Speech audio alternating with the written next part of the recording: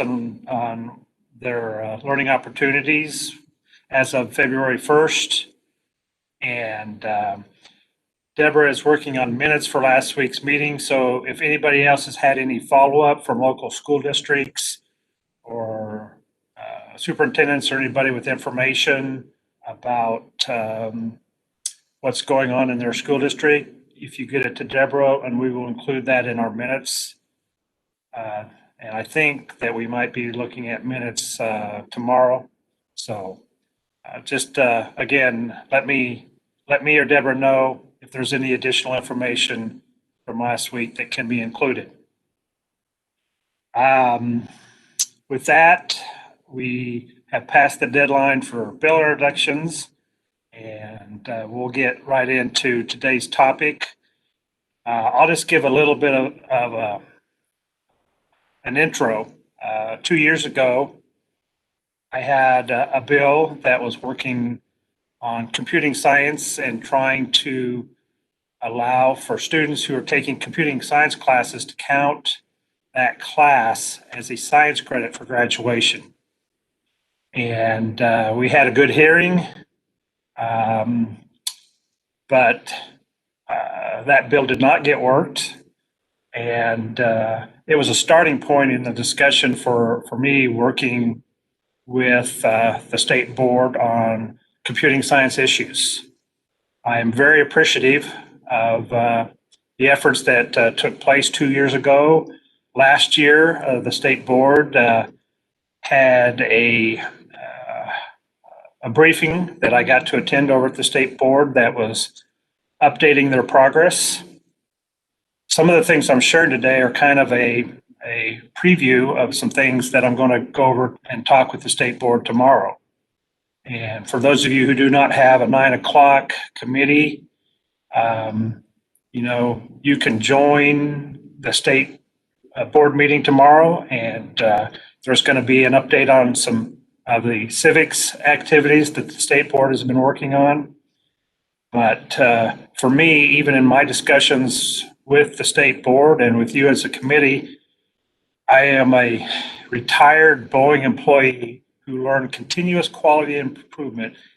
And one of the things that was drilled into me was PDCA, Plan, Do, Check, Act.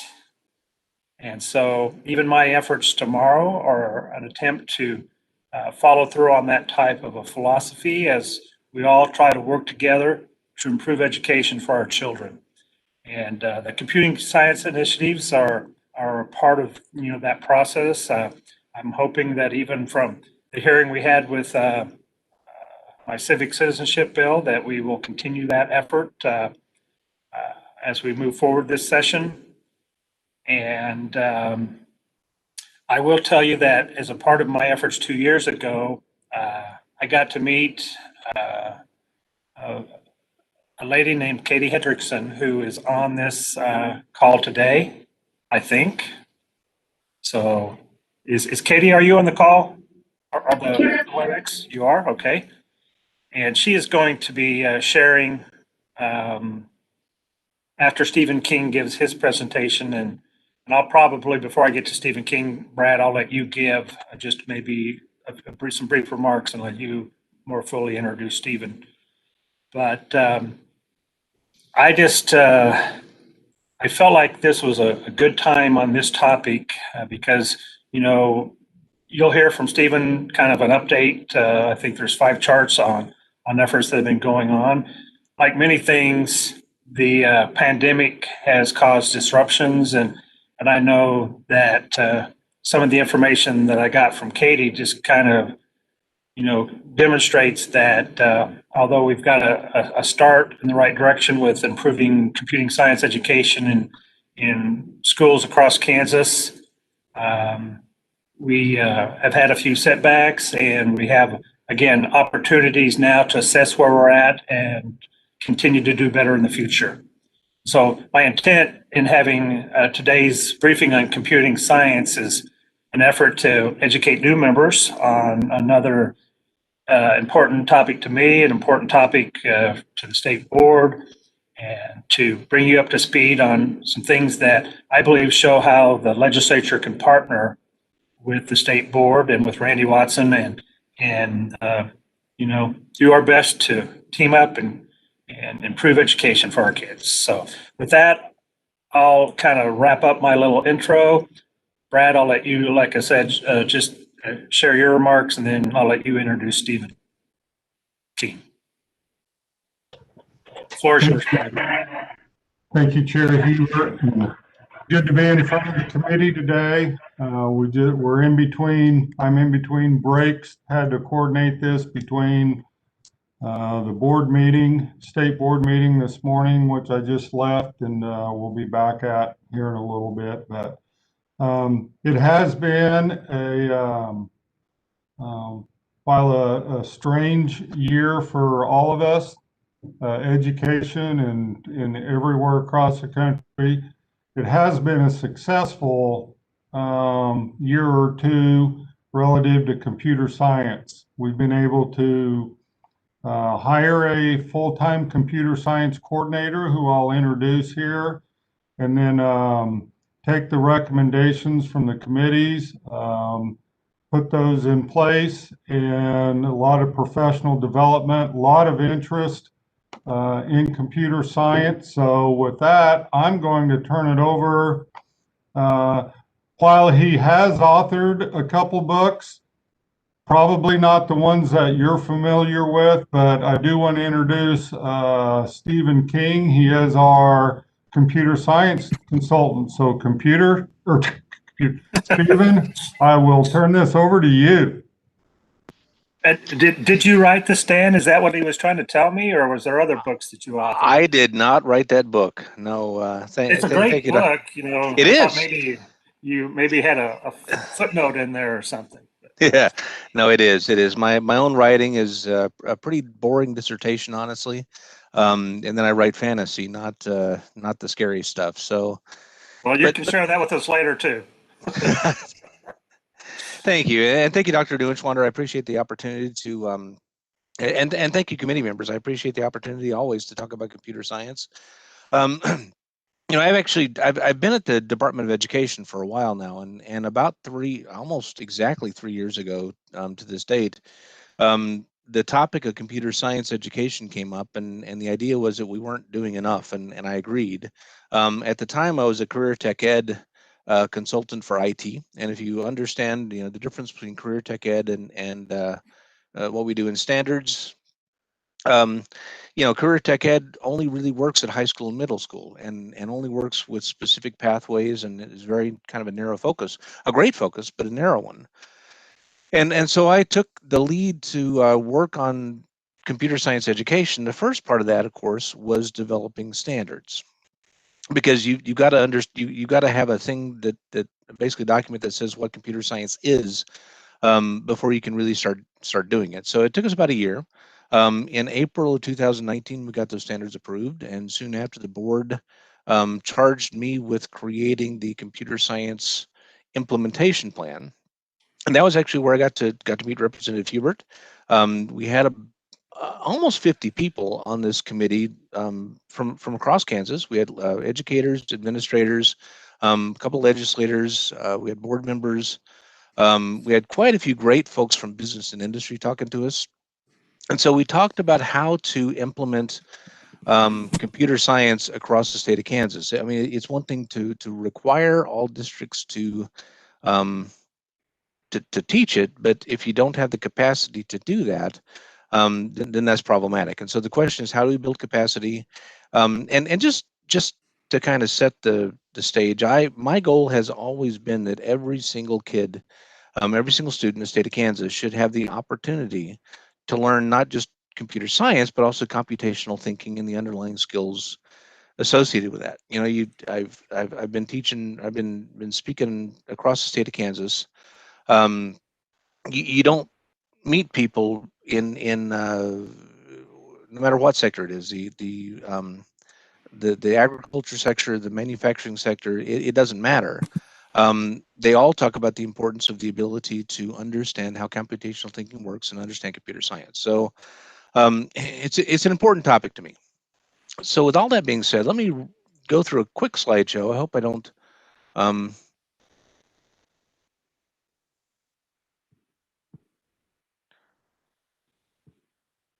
don't bore you too much. I'll try and make it fairly quick. So this is our update as of as of this month. Like I said, we've been working on it. These 5 recommendations from the committee were actually approved by the Board of Education right at 2 years ago. And so this is kind of, I'm sorry, right at 1 year ago. And so this is where we've been in the past year. So the first recommendation is to create my job, and I'm awfully glad that it's there, and I've been enjoying it. I do wish that I were able to travel across the state and continue preaching the gospel of computer science as I had been. Hopefully, those travel restrictions will be lifted relatively soon, because I do miss working with the field. I miss being out there talking to teachers and administrators and that sort of thing. So that's, but it is my position, and my position really, I see facilitating computer science education, not just in the high school, but K through 12, and in all school districts across the state of Kansas, no matter how big, how small, how east, how west, which is a bit of a challenge in Kansas, honestly. So it's a fun challenge, and so that's my job. That's recommendation number 1, and it's done. Recommendation number 2 was to encourage all schools in Kansas to offer computer science, and of course, Kansas being a fiercely local control state. The thought of requiring all schools is something that, again, until we develop the capacity for that, that really isn't something that I think would be very useful. But we are ongoing talking about how to offer them, how to offer computer science in all schools, again, no matter how rural, no matter how urban. We've gotten a map recently from one of our vendors showing that really we're doing pretty well in some areas, like Sedgwick County is doing pretty well. Wyandotte County is doing pretty well. Shawnee County is doing pretty well. Other counties we're still kind of we're kind of lacking in, and so that's kind of where I want to go. But for now, that is the recommendation, and I got to label that as just ongoing. We continue to encourage, we continue to work with it, and so that's computer science. Now, recommendation 3 was approved with questions. The recommendation was computer science should satisfy a core graduation requirement. Of course, the board said, okay, fine, but which computer science and which graduation requirement? I think several people on the board were a little bit surprised that Kansas is the only state right now that doesn't allow computer science to satisfy a graduation requirement. A core graduation requirement. It can satisfy an elective, and the fact is that in Kansas, districts have the ability to allow that, which was something that we've talked about in our meetings. But the reality is that we still need to kind of firm this language up. So in enacting this, I kind of had to work on building or waiting for the team to get filled out first, because at the time when I was hired, we didn't have an active actual math consultant, and part of this graduation requirement thing is talking to math and science people. The one thing that I've gotten across from a lot of district leaders is that they really believe that computer science is important. But at the same time, the other thing is we don't need to send students to post-secondary efforts if they're not academically prepared in math and science and other topics, obviously. So we can't take away from math and science and other topics to add computer science. Since we've actually gotten those positions filled, I've had some meetings, some great meetings. The math consultant is very much on board. The science consultant is very much on board. In fact, the science consultant was talking about how much it would improve the science education if students got into their high school science courses with the ability to understand algorithms and some basic coding things and that sort of thing, so that they could work on the models and work on various things that science has them doing. Same thing with math. Obviously, discrete math and some other things are the foundation of computer science. And so there's a lot of overlap. The consultants here at CSAS agree with that. What we're doing right now is we're working on a guidance document to help districts understand how this works and how the disciplines play into each other, how they can allow computer science to currently through existing board requirements and so on, how they can allow computer science course to count for a core graduation requirement without allowing students to be unprepared for post-secondary efforts in other areas. So that's been our big effort. Like I said, that document is being edited right now. We're working on it. Hopefully it will be out this spring. It's a big part of my efforts because it is an important thing to me. So that's recommendation number 3. Recommendation number 4 is also ongoing, creating a licensure endorsement. We had one up till about the year 2000. In computer studies, it was dropped because of a kind of a lack of use. Kansas statute says that if an endorsement exists, it has to be, teachers have to have it in order to teach the class. And so for several reasons, that endorsement went out of use and out of our efforts about 2 decades ago. So we've been meeting. The TLA is the teacher licensure and accreditation part of the CSAS team is who does endorsements, and I've been part of that committee. Our next meeting is here in a couple weeks. We are moving toward an endorsement, and that endorsement is going to be kind of a little bit of a narrow one, sort of similar if you're familiar with the ESOL endorsement, existing teacher licensure. You can add the ESOL endorsement either by taking the certification or by taking courses and taking the certification. And the idea is going to be kind of the same thing with computer science, so that existing teachers, and the hope is that people who are already teaching this will be able to get the endorsement fairly quickly and easily, and we won't interrupt existing classroom efforts. But we will hopefully provide teachers with a pathway to be both competent and confident in teaching computer science to our future students. The final recommendation was to arrange funding. Now, the number that they came up with this was $1 million a year, and that honestly was based upon a model that I figured at the time was a little bit outdated. We have existing Title II federal funds for professional development, and I've been providing professional development since I started this position on kind of a monthly basis. It's been hit or miss, honestly, because it's all homegrown. It's home advertised and so on. What we're looking at is actually pairing up with a vendor, and so there may be a little bit bigger funding request come across for a little bit bigger rollout across the state, because if we want to move forward on this, then I think we're going to need basically to actually secure funding from the state for this. But the idea is, and let me really quickly kind of lay my own foundation, lay my own and it's not supposition, it's based on actual studies. We have some pretty good pathways across the state. We have some pretty good IT pathways. The problem is, to me, that and again, the studies show that girls in particular decide whether they're going to be technical or non-technical career fields by about 5th or 6th grade. So my assertion has been that if we're not funding computer science education at the K through 6 level, as much as we are at the high school level, then we can have all the pathways in the state that we want, but if we have empty chairs, then it's not doing us any good. And so my desire, my hope is that once we figure this out with our vendors, to bring a much more robust K through 5 training that will then hopefully fuel our 9 through 12 efforts, if that makes sense.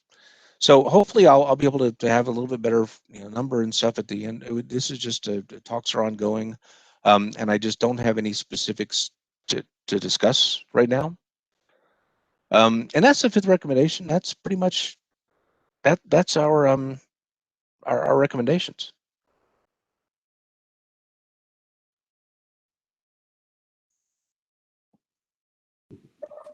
Can you hear me? I can. All right. I had a few questions and I'll open it up to the committee. Again, I first was looking at some computing science data across the country 3 or 4 years ago. I think it was at a CSG event, and recognized that we had a need to really start addressing this in a more organized fashion. And so even for me with my bill, that was just a starting point with saying, I think should be a science credit for graduation. It sounds like that's still being evaluated. Has a final position been taken as far as is that a local control decision on if a computing science class will count as a science credit for graduation, or is that something the state board can determine? I think honestly, it will probably always be a local control decision. Okay. What we're working on right now is the language to help local districts understand, how to count that really as a science credit or as a math credit. For example, and the legislation I hold up as an example is from New Mexico from a couple years ago. They specified in legislation that a computer science course could count as a science or a math course on condition of the student also had to have already had both Algebra 2 and Geometry for it to count as a math course, or the student had to have successfully passed science assessment exam, which are two things that we can discuss. But again, the point of that is that while computer science is important, so are math and science. And so we don't want people to be unprepared for post-secondary work in whatever field they go into, just for the sake of computer science, if that makes sense.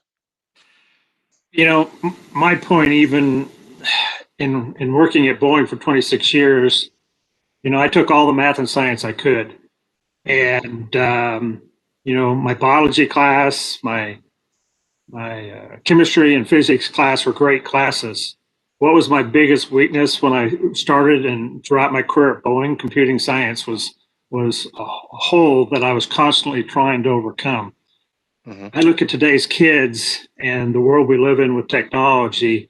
Our kids are ready at a younger age to start embracing some computing science pathways. And I think you addressed that issue to some degree with trying to really start incorporating that curriculum in the grade levels. And again, most of our kids are ready to do that. Mm-hmm. One of the speakers that's coming up at the end of the presentation is Andy Schlapp, who has a great presentation just talking about the demand for jobs and the need for computing science skills. And so I'm going to continue to try to promote your efforts. I'm willing to talk with my leadership and with appropriations as far as funding issues, because this needs to rise to the top of the level. The question I had as far as areas in the remote areas and not having qualified instructors right now, have we made any progress with online learning opportunities where we have, in this remote world we're living in, computing science classes should be, I would think, very easy to translate into resources where you might not have an instructor, but kids can take good quality computing science classes online. So could you give an update right there where we're at with efforts in the state to promote that? I'd love to, but the problem I think with so we've been kind of working remotely at the State Department mostly for the past year, not quite a year yet, but and at one point we were actually asked not to we're asked to stop bugging districts with all of our communication, because the reality is that districts in dealing with the chaos and dealing with all of the issues with COVID and switching from a classroom environment they were used to an online environment they weren't, they were just so immense and so difficult. So I don't really have anything statewide as far as remote learning. I do have to. It's a good idea, but you run up against the same problem that districts are dealing with now, which is that not all students have the capacity, have the bandwidth, have the ability to shift to an online computer science course. Particularly at the level that we're talking about, if we're going to do things like AP computer science and so on, it's difficult to look at that as a district-wide solution, where we're already having problems with online remote education in many districts now. Representative Hubert, Yes. I will say one thing because I think we're talking two different things. Going into the pandemic, we have been looking at, so let's say I'm Dighton, or I'm Garden City, or anywhere. We have started looking at and vetting and looking into, if I don't have the teacher, there are still really good programs that we could purchase. We visited with several vendors that have gone out and started going to our service centers. We've encouraged them to visit with them, to let them know that just because you don't have the teacher, we can provide the curriculum. It can be through so before the pandemic, we do have that that we're considering and looking into. Okay. One more question that I have before I open it up to questions from the committee. And I know Katie is going to be speaking next, but she sent me some good update information, kind of a snapshot of where we're at in the state right now. And I think it was from last fall. And Stephen, I didn't know if you had a chance to look at that information. And if you haven't, I'll ask for either Katie or maybe Deborah can forward it from my email. But have you had a chance to look at that information on that snapshot of where the state is right now, as opposed to kind of where we were last year? Representative Hubert, I have. And Katie and I have been at odds at times on how we define computer science courses. And I understand that their need is to kind of balance the states with the standard definition. We have a lot of districts, and I'll just bring up Little Haven. If you know where Haven is, they're kind of between Hutchinson and Wichita, a great little school district. They have a business teacher who was hired specifically so that she would teach a web development certification pathway as part of her business courses. Now, to folks like code.org, Katie, that's not computer science. And I would argue that to me, that's computational thinking. That's where we want our students going, even whether it counts as computer science or not. So we'd have some definitional issues, but I have seen the data, yes. Okay. Well, I just wanted to make sure that we got it to you if you hadn't. And so I appreciate that Katie's been communicating. I know a couple of weeks ago, she said she had a good conversation with Chairman Jim Porter. And I look forward to having some more follow-up discussions when I go to the state board tomorrow. But I just know, even with the pandemic, I would have hoped for maybe more progress this year. And so now here we are a year later. And so let's really see, as we move out of the pandemic and get back to in-person instruction, how we can really make this a priority for the state, because it's just, like I said, probably one of the biggest drivers, in my opinion, of the potential for jobs in the state and for our children to embrace classes that are very practical, very hands-on. And so I look forward to working with you, and then I'll open it up to questions from the committee. Anybody raise your hand or let Vice Chairman Thomas know that you have a question.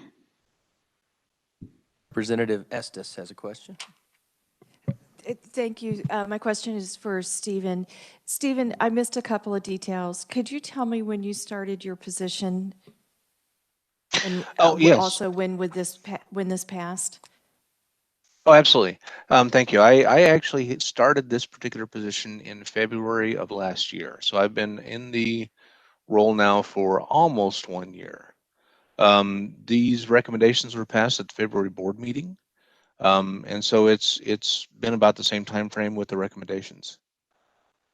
And did you say that you've had in your current year budget, $1 million was allocated? Did I miss No. I heard you mention $1 million, but I missed the specifics. I am sorry. We do have a budget allocated for PD. It's through Title II of the federal I'm funding. sorry. Sometimes I have a hard time hearing you because your voice kind of drops off. Oh, okay. I'm sorry. Is that better? Yes, thank you so much. Oh, yeah, no problem. I'm sorry. So the $1 million was actually recommended by the committee, and that came from what I consider a little bit of an outdated PD model, based upon a vendor number that is, like I said, outdated. So we've been working with a Title II budget, and I'm kind of dancing around this, and I apologize because I hope to actually have a little bit firmer number here in the next few weeks, based upon current talks with a particular vendor for rolling PD out across the state. Hey, and we will gladly get follow-ups from you as you get more information. Besides your voice dropping off, your body looks like it's a hologram and it's kind of fading in and out like a science fiction program. So I don't know if somebody's trying to beam you up or not. But I see a question right now or a statement from Brad. So Brad, go ahead and share your thoughts. I just wanted to provide, because I do more of the budgets and Steve Okay. does the professional development.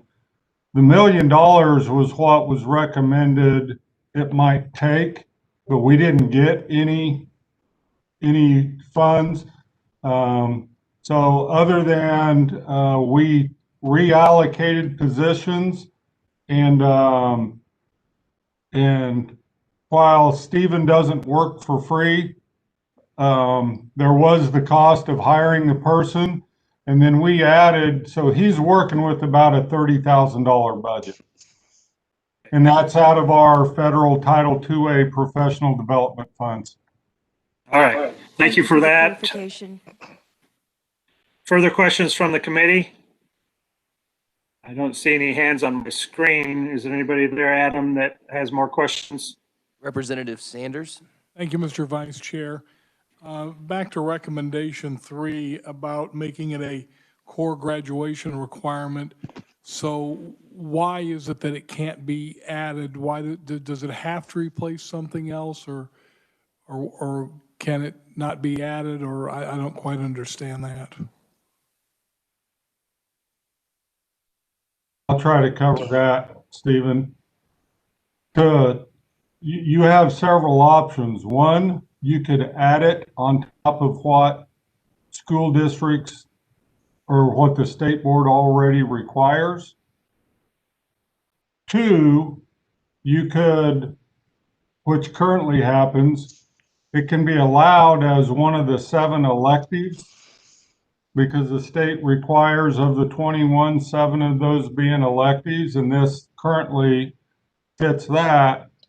3, you would have to replace something, which currently they just replace an elective. I think the concern that the board has right now is, would you be adding an additional course on top of the current 21 required, or do you let it take the place of, which is what we're looking at, if it has the right components, could it replace one of the currently required science or math? But again, most states we look at, when they allow it to replace a math, they put the conditions on it that it can only replace it. For example, and I don't want to get too detailed in this, if a student took algebra, we require 3 units of math in high school.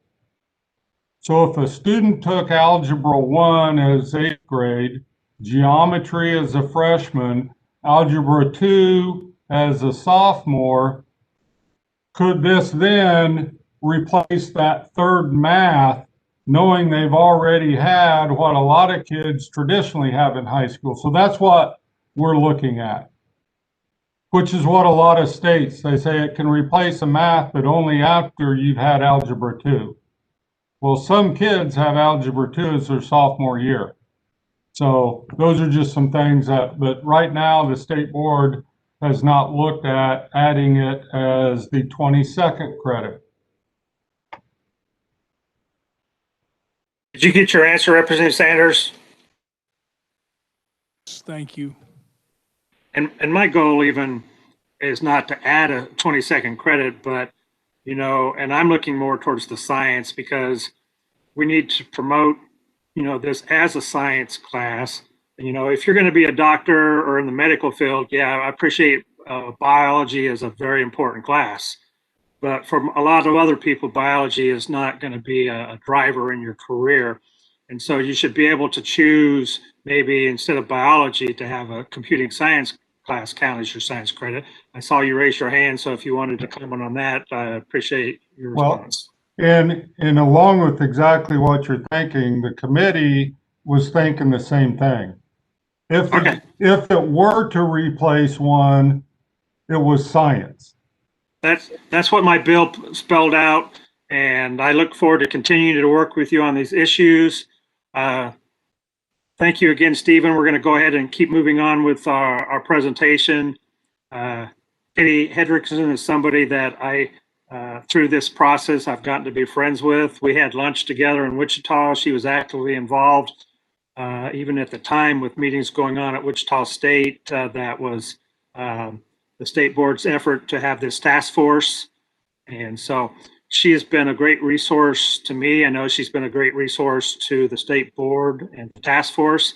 Katie, I'm very appreciative of the fact that you could join us today and for the information you sent me. If you could just go over some of that information, and then any input that you would like to add as far as what we should focus on in the future.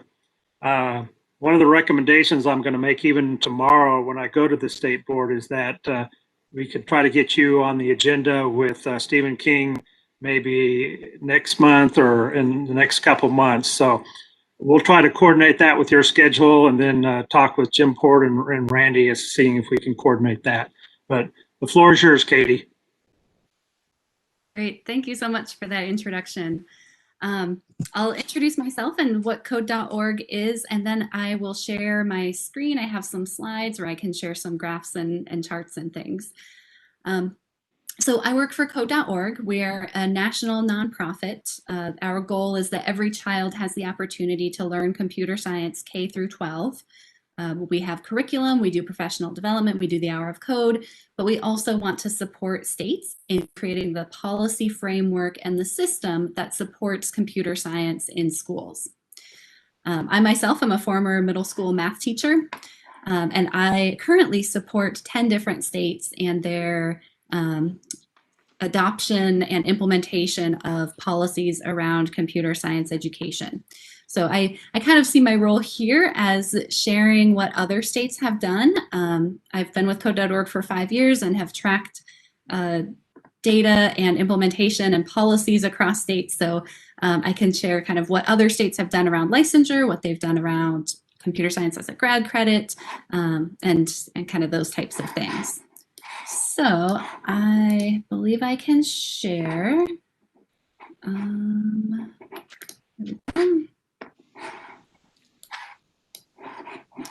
Okay. All right. So I'm going to be sharing some information from the 2020 State of Computer Science Education Report. This is the annual report that code.org, the Computer Science Teachers Association, and the ESEP Alliance put out every year, basically reporting on policies around computer science education and implementation. And it really enables us to see what's happening at the nation and also to be able to compare across states. So first, some data around why computer science is so important. In Kansas, there are about 2,000 open computing jobs now. We've looked at that number every month for the past year, and that hasn't really been affected by the pandemic. Despite the economic downturn, there's still jobs that are open that require computing skills. When we look at computer science bachelor's degrees, there were about 500 in 2018. That number has likely increased each year, but I would bet that it's so much lower than the 2,000 open jobs right now. Stephen alluded to this, the Access report and our data on schools that are teaching computer science. And I will completely agree that we do not match the same definition that each state has for what computer science classes count as computer science. So for this, we worked with the team, external folks in the computer science education community across the country to define a foundational computer science course and kind of what we can guarantee to align across states. And so looking at the course codes in each state, we identify which ones teach foundational computer science concepts of programming or coding, and kind of ideally cover a breadth of computer science. But we include courses like AP Computer Science A, AP Computer Science Principles, and programming courses as well. You can see nationally, 47% of high schools are currently teaching computer science. So still, this is kind of a nationwide problem. Most schools still don't teach even one foundational computer science course. If we look at Kansas, the percentage is towards the bottom. Again, to Stephen's point, this isn't all of the courses that might teach computer science content, but these are kind of the foundational computer science courses. And we are able to compare across states where that's happening. Now, I know because of Stephen's work, especially in K through 8, this number is likely increasing every year, but there's still definitely some catching to do to get to where the rest of the nation is. And there's also some really bright spots, which I really wanted to highlight for you all, because this isn't really it's not a problem everywhere. There are a lot of places that have fantastic computer science programs for K-12 and for high school. So this is, again, just looking at high schools that teach those foundational computer science course codes. And this is for Kansas. So 73% of the schools in your state teach a foundational computer science course if they're located in a city. So looking at schools with the city designation, 73% of those teach one of those foundational courses we identified. But those numbers drop dramatically when you're looking at rural and town. So a lot of those small rural schools aren't currently offering, or at least as of last year, I should say, weren't offering a foundational computer science course. And so that's where I think the support is really needed. The second graph you see here shows that 52% of schools that have high percentages of students who qualify for free and reduced meals are teaching computer science. So again, that's better than the national kind of average of 47%, but that's still almost half. And again, that shows that there are some really great spots where computer science is being offered to students. I also want to talk about policy. And the reason I talk about this, the Access report and the high schools that teach computer science, as well as policy, is that they are related. We ran a correlation between the number of these 9 policies that states adopt and the percentage of high schools teaching computer science. And so that's why we justify that these policies really do matter. They do make a difference. There is a correlation here. So these are the 9 policies on the right, and this is our information that we have about Kansas and what your state has done related to each of these 9 policies for computer science education. On the left, I have the highlights from the state task force recommendations. Stephen talked about the standards, and of course his position and his work coordinating these efforts are incredibly important. And so those 2 items are the 2 green boxes that you see. The other 7 plans, I I want to clarify too that these don't all have to be yeses. A state could have a really strong computer science program and not necessarily have all of these in place. It's intended to be kind of a menu. It's not a checklist. Basically, these should all support a high quality K-12 computer science effort at the state, but they aren't all required in order to, really see implementation go up. So I want to kind of talk through the details of a couple of these and what we're seeing nationally as well. Oh, but first, the task force recommendations, Stephen, of course, already shared these. The funding was really a rough calculation of $1 million per year for 5 years. The idea there was that there would be dedicated funding for Stephen's office to give out grant programs for professional development providers. So schools can kind of have a choice as to which PD they want and which curriculum they want to purchase, and they could apply to the state for funding for that. It also included regional support. So at your regional service centers, I'm not sure if that's the right name, but those regional centers that provide support for teachers, ensuring that they have funding to hire someone to support computer science in each school. There are things like script workshops, which Stephen also talked about, building up that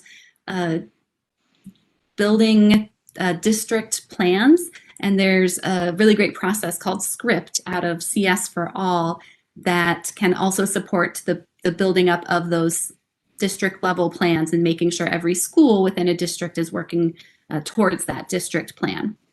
And then finally, there's also a lot of business and industry who is interested. And the idea behind the funding is that perhaps there could be some kind of public-private partnership, and we can leverage some of that business and industry in the state of Kansas who want to be involved. So going on to the policies that we're kind of focused on today, just wanted to share the 48 states plus DC allow computer science to count as a core graduation credit. Many of these states are local control, and so they do leave it up to the district, but they provide guidance, just as Stephen and his office and their team are working on creating some guidance for schools as to how they could do it if their district chooses to do it. CS teacher certification. I do think that there's a delicate balance here to strike between having a qualified teaching workforce for high school while also not cutting off programs because they don't have a certified teacher.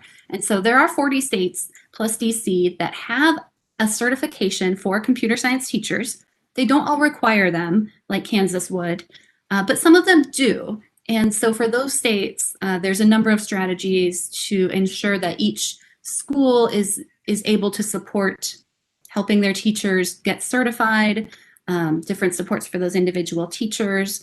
And this, I think, also is where the funding issue really comes into play, that teachers shouldn't be putting money out of their own pocket to pay for licensure fees, to pay for exam fees, to pay for exam prep, everything that they need to become certified in computer science.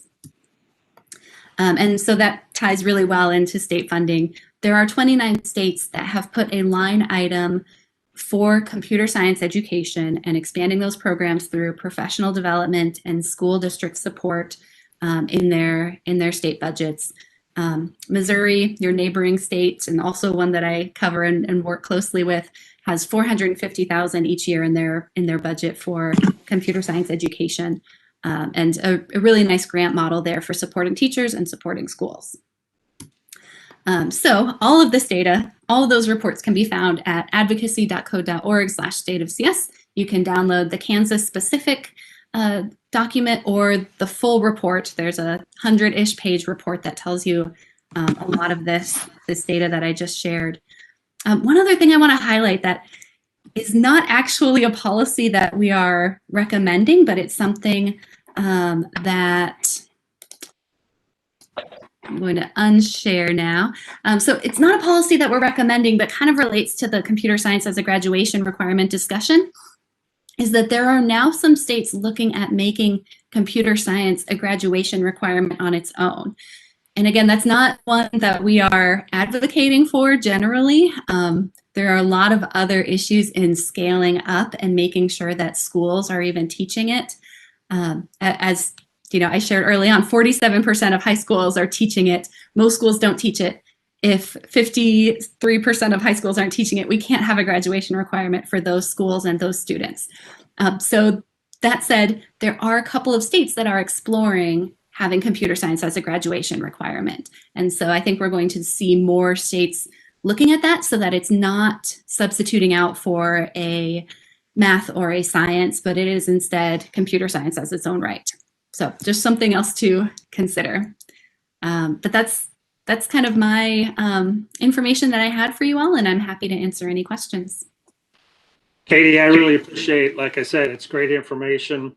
The last thing you said, I would consider that a stretch goal.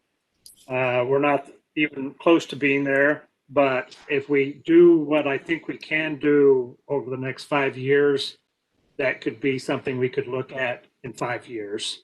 But it's good to have goals like that out there for us, because my last presenter is from Wichita State, and they have an innovative campus program looking at all the jobs that are out there in the computing science field, and it is the future. And so for us in Kansas, we have to embrace that future. And I'm just glad you're a partner with us in our efforts. I can tell the committee that I've had some discussions with the chamber. There are businesses out there that do want to partner in a public private way on funding. And I think if we can begin to get that momentum, it'll help me to even try to promote within our own budget, doing some things to have dedicated funding.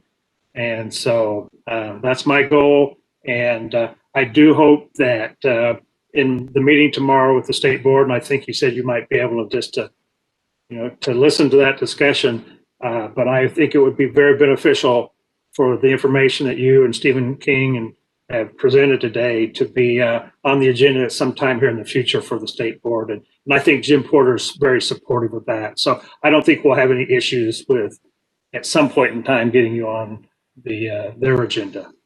Committee, are there questions of Katie? Raise your hand or push your button on your screen so I can see you. Anybody in the committee, Adam, that has a question? Yes, Representative Collins. Thank you, Mr. Chair and Mr. Vice Chair. I was just wondering, you mentioned there's over 1,900 job openings. I was just wondering, and you may not know this, and if not, that's fine, but I mean, some of those, I assume, require bachelor's degrees, and I was just wondering if you knew like a breakdown of how many require a bachelor's degree or associates or maybe a certification. Yeah, that is a really good question. That those encompass a variety of careers. So some that do require a bachelor's degree, like computer engineering, software developer, some that don't require a bachelor's degree and instead an associate's degree or some kind of training or credential, like computer support specialists, et cetera. I do have data on which percent that is. It might take me a couple of minutes to get that. So as the meeting continues, I will be looking into that and I'll pop it in the chat. I just did this for another state. Actually, I think it was for Missouri, and it was about 80% of those jobs did require a bachelor's degree and or higher. Most were bachelor's degree, and the other 20-ish% were less than that. So I'll start pulling that data for Kansas to see. And I appreciate that we will get your charts and everything out to the committee so that they don't have to try to go searching for it, but we'll get it to them. And then if you don't find the information, then send it to us later. We'll get that out to the committee also. Perfect. And just another comment on top of that, if I may. Yes. Then like certifications, the ones that don't require a degree but require certifications, I would imagine some of the high school classes could teach that, and maybe make that a part of the classes to get a certification in whatever program or application or whatever. Yes, certainly. And I believe that Stephen King will probably say that they are working on that. He probably knows much more about that than I do. But yeah, I know that there are some really strong CTE programs that do result in credentials, and some are very closely aligned to those industry needs. Thank you. We might be able to get some answers from Andy Schlapp also as far as what's going on at Wichita State, even as they prepare students for jobs in computing science fields. Further questions from the committee? I'm not seeing any. Oh, wait a minute. Jerry Stogstill, you are recognized, Jerry. Yeah, thank you, Mr. Chair. I guess I was just wondering, are we having enough people qualified to teach computer science in our high schools and so on like that? And what are the qualifications for those people? And if we're not, which I don't imagine that we are, how do we get more of those people qualified to teach that subject? Yeah, so I'll kind of talk from a general level, and then Stephen and Dr. Nuenswander might be able to fill in some more details about who is actually teaching. But I do know there is some survey data, some representational survey data that Google and Gallup did a couple of years ago of school principals and administrators, and what were their challenges to teaching computer science.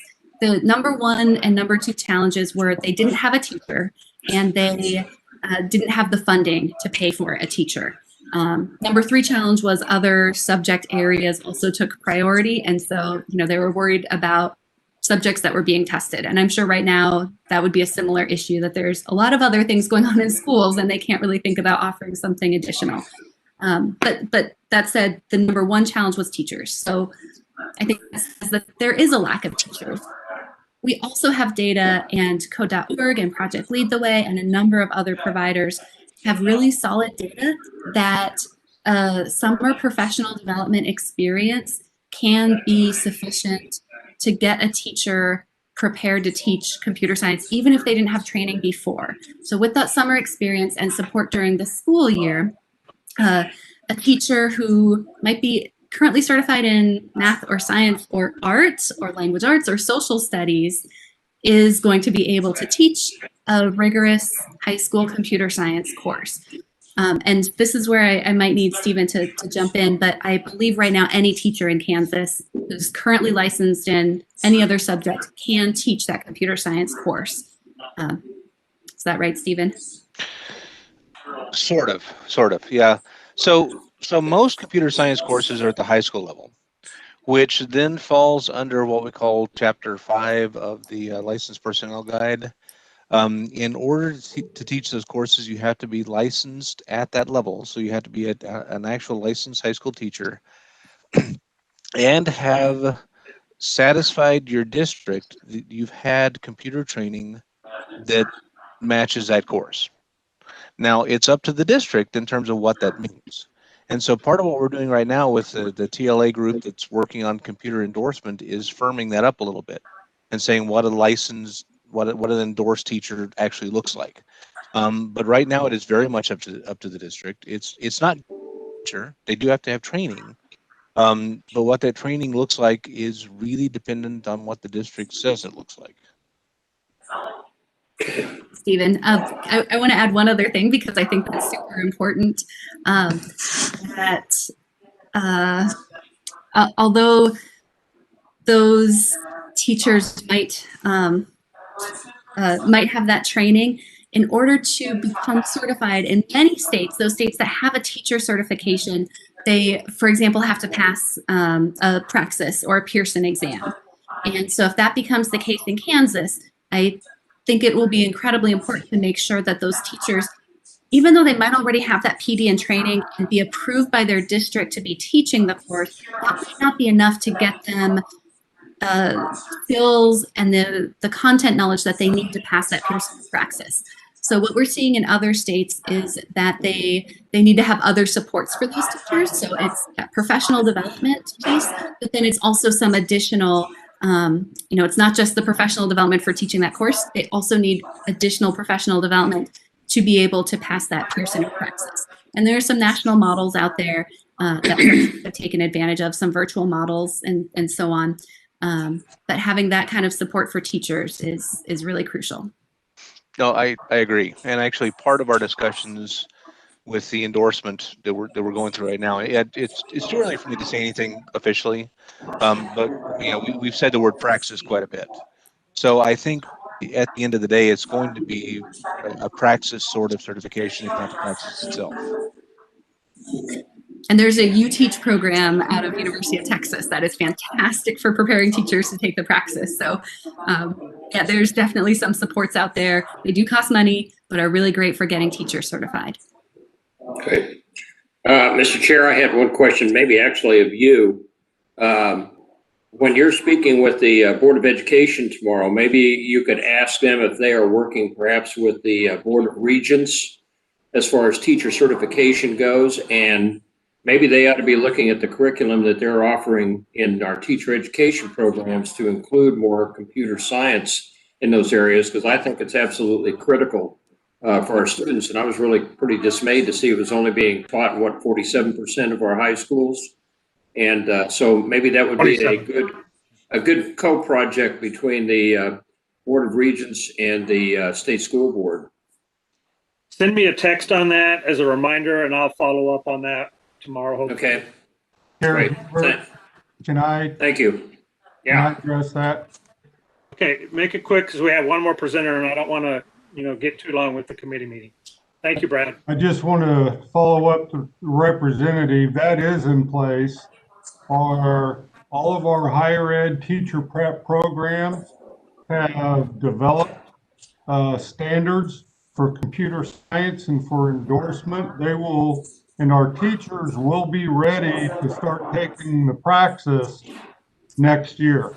So that is in place. So I just wanted to let you know that. Okay. Already got the curriculum, the standards, the state board approved the standards, and those are being implemented in higher ed in our teacher, both public and private. Is that going to be both elementary and secondary? That is for the computer science endorsement, but I cannot answer whether it goes clear down to the I would say right now it's predominantly middle school and high school, but I would have to look into that. Okay. We will follow up with the committee on that information after tomorrow. Thank you. And that's one last thing for me to talk about. Yeah. But, hey, Katie, I had asked a question earlier about online programs. Do you guys work with states to try to make that type of curriculum available in the remote environment? That seems like the perfect complement to, especially where teachers aren't available, to have online programs. And so are there resources that can be shared with Stephen King and the state board to help get that out to local school districts? Yeah, definitely. Code.org itself doesn't have like a virtual course offering. We want to instead put our support towards local teachers in the schools. But there's definitely ways that folks can take our curriculum and adapt it. And there are some virtual schools and states that are doing that right now. So yeah, I'm happy to share that with Stephen. And yeah, you might make that a goal for when you get a chance to speak with the state board in the future, to maybe try to expand upon those efforts too, because short term, that's going to be one of the best ways of increasing our class offerings. So thank you for that. Committee, with that, we're going to go ahead and go to our last presenter, who's going to talk about, even with the Board of Regents efforts in Wichita State, how we coordinate our efforts of K-12 with higher education and the jobs that we all want our kids to be able to get when they graduate. Andy Schlapp and I are longtime friends. We're both soccer basketball friends and watch a lot of games together. I've heard his presentation on this topic several times, and I thought it would be a good complement to the committee to hear his remarks. Is Andy Schlapp online? I'm in the room, actually. Yeah, he's right here. He's in the room. Well, the floor is yours, Mr. Schlapp. Well, thank you, Mr. Chairman, members of the committee.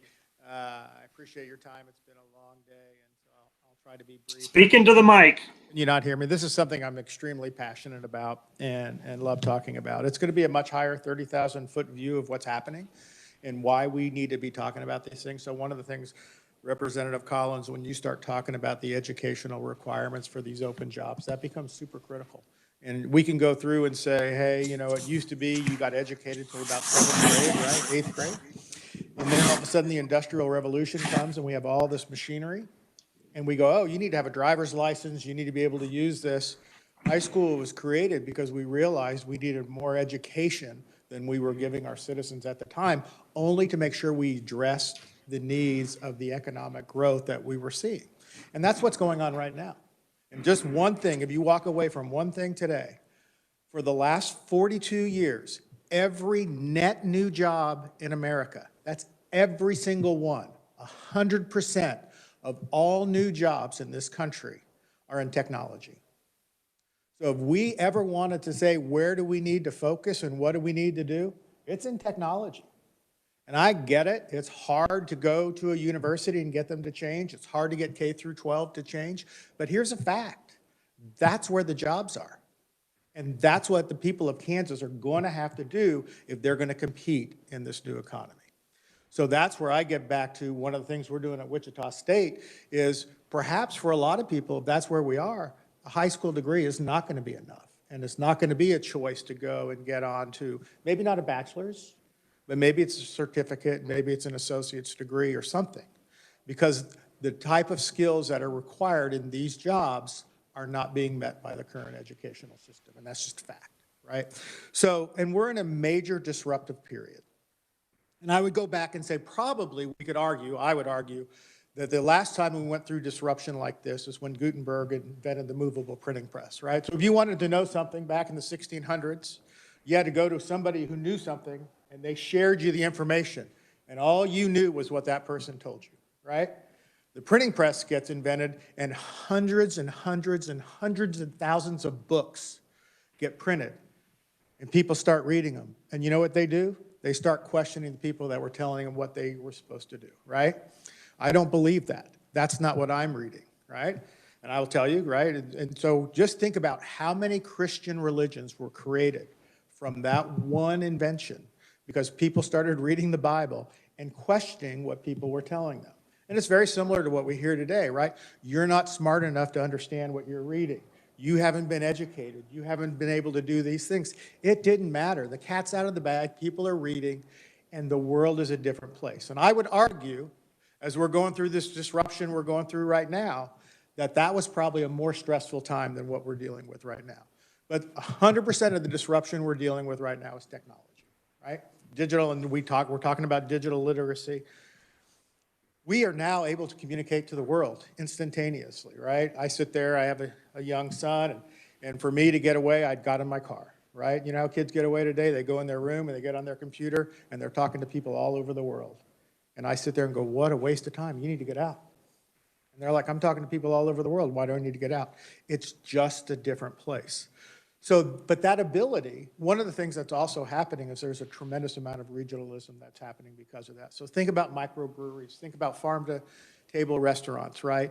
As we start to realize we can communicate with 7.5 billion people all the time, what gives us some kind of safety and security, right? And it's those local restaurants. It's the local place. And I like going to Central Standard Brewery in Wichita. I think it's some of the best beer I've ever had. But it's really cool. It's a bunch of Wichita people that are making a difference, right? Okay, good. I'll direct to that. All right, thank you. There's others too. I don't want to, just say that's the only one. But we're dealing with a lack of trust, right? So much of what's happening is the role of government is going to change. People don't need us government like they did before. So many things can happen in other places. So I have this Gallup poll in my handout. There's only 3 organizations that have a popularity of citizens of greater than 50%. And it's national defense, it's police. I'm so small here. And small business. Those are who we trust. 4th at 47% is higher education. And everything else is down below there, right? I won't tell you where politicians fall in that list, but I will let you know that media is not that high above you, right? And so, but that's the problem that what we're dealing with is this disruption.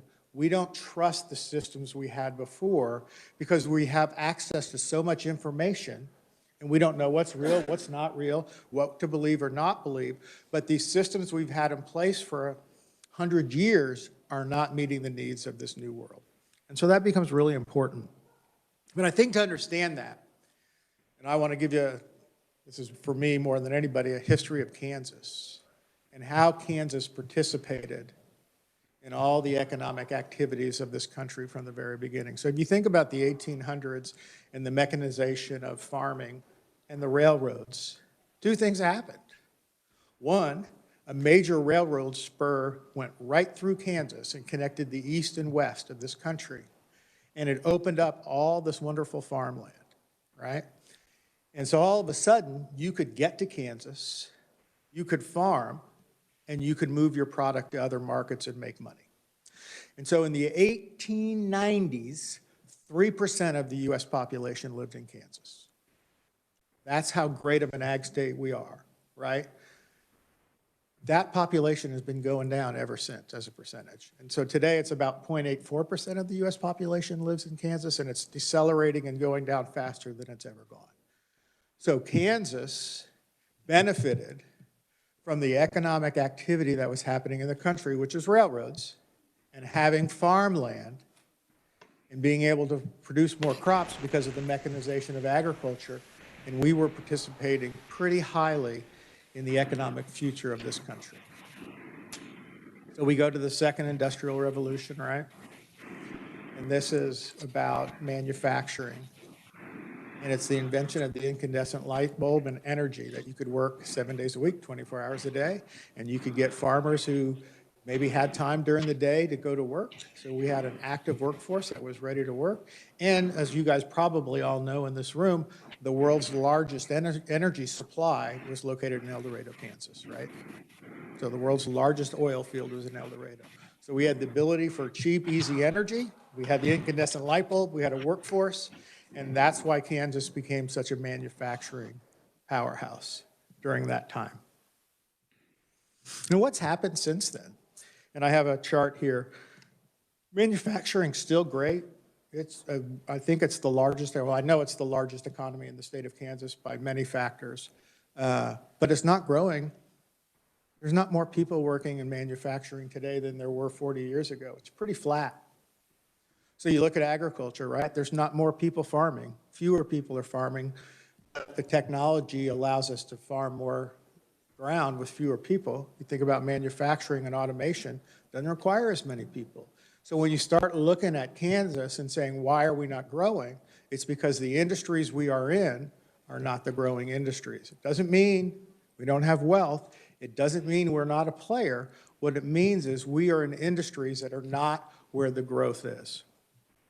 So let's talk about the third wave. The third wave is this whole digital transformation that's underway. And I said it in the beginning, I'm going to say it now.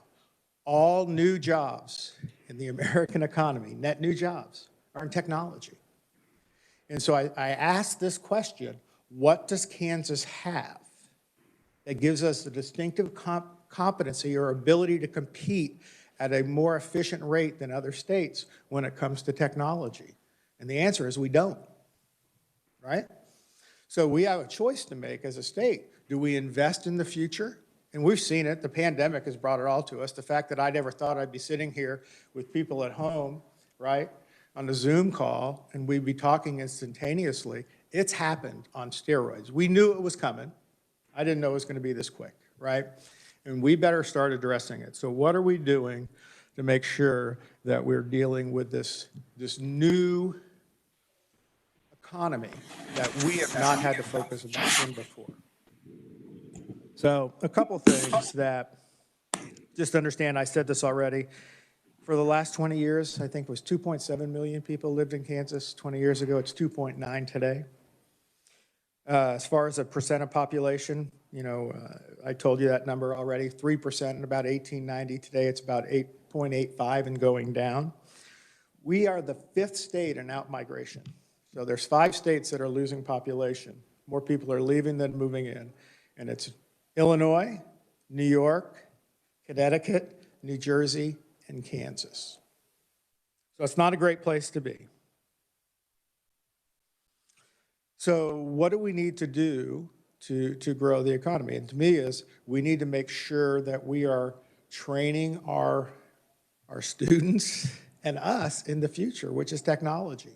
So one of the things we've done at Wichita State is we've gone through all our programs, and the programs that don't make sense to offer anymore, we've gotten rid of them. And we've created more new programs by going out and talking to industry and listening to what they need and making sure we provide them. All of it's in computer. All of it's in digital transformation. If you look at the research portfolio at Wichita State, in 2012, we were doing about $50 million in research. Today, it's almost $200 million, and 100% of what we're doing is digitizing the defense fleet, right? Think about all these aircraft. The B-52, how old is that aircraft going to be by the time it retires? Close to 100? The KC-135s that refuel, they're going to be 80 years old by the time they're retired. They were never designed to fly that long. So how do you maintain them? And oh, by the way, every one of those were designed on paper and hand drilled, and so every part's part one, and you have to start repairing the whole aircraft. How do you do that? Well, there's a way to do it, and it's called digital transformation. That's where we're spending our time focusing on, is how do we take all the things we have, digitize it. We're calling it a digital twin. So now you can have an aircraft, so the F-18s, for an example, 50% of that fleet is down, right? And it takes 18 months to repair an aircraft, and I want to go into all the details of why. Well, we can create a digital twin, have those aircraft flying. They have a little box of everything that goes on the aircraft while it's flying. We can throw it into our program. We say, hey, it's time to replace this strut or this part. And we can then digitize each of those parts. And the problem with parts are, I mean, again, to get into way too much detail, but somebody's hand riveting that, right? So you can't have a part ready. You have to make a new part every time because every part's just a little different. Well, now with the digitization, you know what that part is for that particular aircraft. So we can reduce that time, downtime, we believe 70–80% by having that. So this is just some of the power that digital transformation has, the things we need to do. I'm here today to say, hey, this is where we need to invest. It's important. It's where all the new jobs are. Every educational institution is going to have to do things different. The state of Kansas is going to have to do things different because the rules of the game of competing in the economy today are different than they were 40 years ago, 80 years ago, 100 years ago. Just like we're never going to go back to where we were before the movable printing press, right? And say, we have all the information, just listen to us. It's great, we all have this information, but how do we adjust? And how do we make sure we're giving the citizens what they need to compete? So I'll stop there and be glad to answer any questions.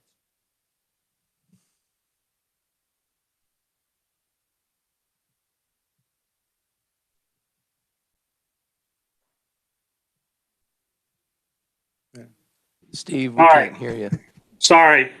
I was just saying, Andy, that you're rocking that scarf, but can you maybe get with some of your partners at Wichita State? And, you know, as we look at some of the things we're talking about, public-private partnerships, I know with the Innovative Campus, there might be resources there that would recognize that the state of Kansas wants to partner in a lot of areas. And these are one of the ones that I think should rise to the top.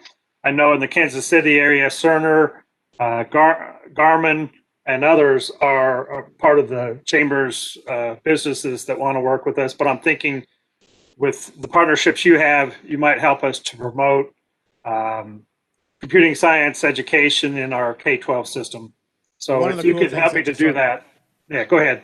Sorry about interrupting. Totally agree. So one of the cool things that just happened, Deloitte just moved their Factory of the Future Manufacturing 4.0 to Kansas. That'll be on our campus. So any company that wants to automate their manufacturing process and improve productivity is going to be coming to Kansas to develop that platform and how to do that. So the two opportunities we have, we're going to need to have a lot of people that are in computer science and digital transformation to be working there. But number two, all of those companies that are in that are going to be coming to Kansas to design their new workspace. And we need to work very hard to capture those companies and have them stay here. But that all gets back to what you're talking about, yes. Yeah, help us to promote those public-private partnerships that you are already doing such a good job in doing. Committee, any questions for Andy? Raise your hand or let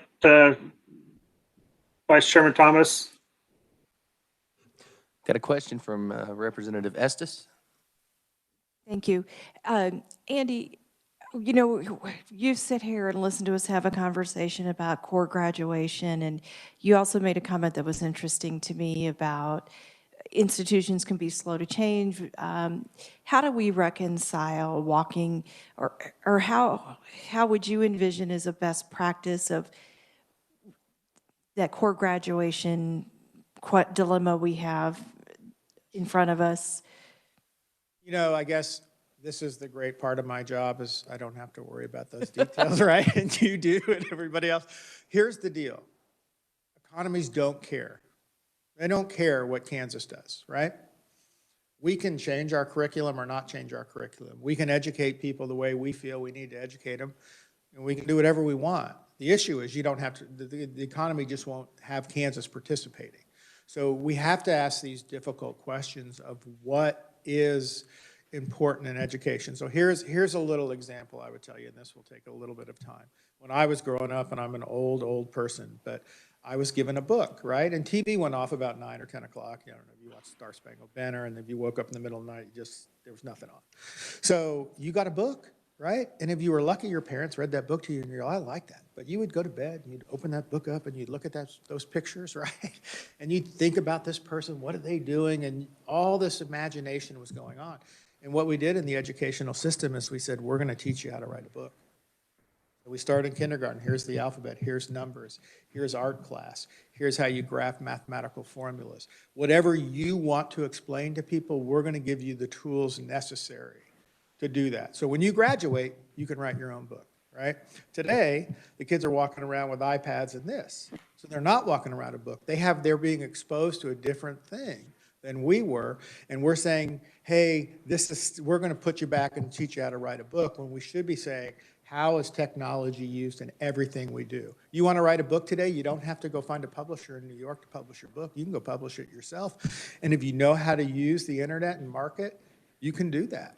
Artists, I wish my wife hadn't discovered this. She goes all over the world finding people. She loves their art. She's like, oh, I'm going to buy this. I'm going to buy this. And I'm like, oh, no, we have to go. Anyway, so technology has changed the way we do everything, right? If you want to be a musician, you don't have to sign a record label. So that's what we need to understand is technology is not a one-time thing. It is the foundation and core of everything that we're doing going forward. And I think that's the type of conversations we need to have. I get the incremental steps we need to do to make sure everything's working, and I'm fine with that. But here's the facts. The facts are it's a different world, and we better start addressing it and asking really difficult questions to make sure.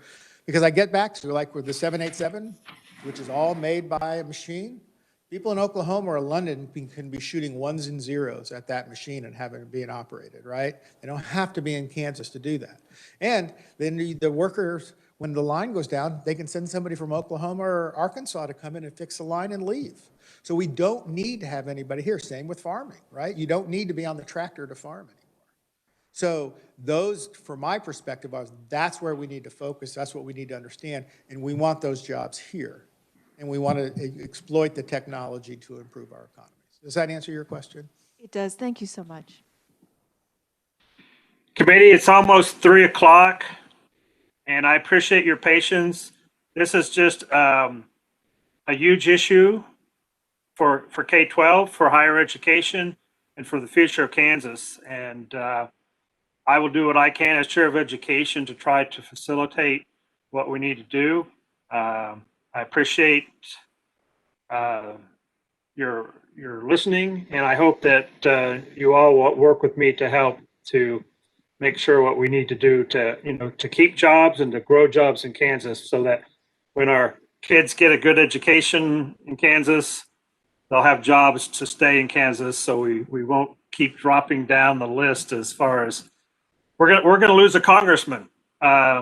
Maybe in the next redistricting if we don't do something now to keep jobs and grow jobs in Kansas. So Representative Thomas, I saw you raise your hand. Did you have a comment as we close up this hearing? Yeah, I had one more quick question from Representative Sanders, if you'll permit. Yes. Thank Yes. you, Mr. Vice Chair. So Andy, how concerned are you that technology is actually going to eliminate jobs? Well, they already are, right? and they already have been. I mean, you can look at manufacturing, you can look at agriculture. It just doesn't require as many people, right? You're still creating the same amount of wealth. The issue becomes there are still jobs, they're just in different places. So I think when we focus on manufacturing jobs, that's great, but we really should be focusing on the technology part of that, because that's where the growth is, and those jobs are needed in more numbers than ever before. So I can just, again, a long, boring story. A friend of mine who owns a bank, they're doubling the size of the bank. They're not hiring one banker, one finance person, or one loan officer, because that's all done by computers now, right?